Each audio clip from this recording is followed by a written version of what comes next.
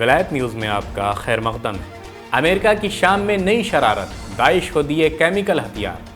Sputnik خبر رساں agency کے مطابق روس کی فارن انٹیلیجنس سروس کی رپورٹ کے مطابق امریکہ دمشق اور عرب ممالک کے درمیان تعلقات کی بہتری کو روکنے کے لیے کیمیکل حملے کی کوشش میں ہے اور شامی حکومت پر کیمیکل ہتھیاروں کے استعمال کا الزام لگانے کی منصوبہ بندی کر چکا ہے۔ روس کی فارن انٹیلیجنس سروس کی ڈائریکٹر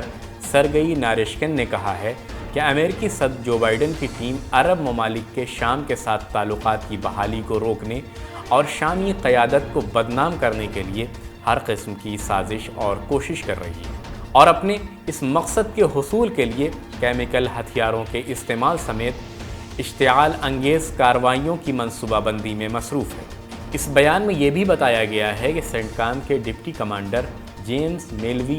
جنوبی شام اور دمشق میں داعش کے دہشت گردوں کی سرپرستی کرتے ہیں اور امریکی الطنف اڈے کے قریب الہاویہ اور ظفریہ کے علاقوں میں داعشی دہشت گردوں کو ایسے میزائل دیے گئے ہیں جو کیمیکل مواد سے آلودہ ہیں۔ شامی فوج پر کیمیکل ہتھیاروں کے استعمال کا الزام لگانے کا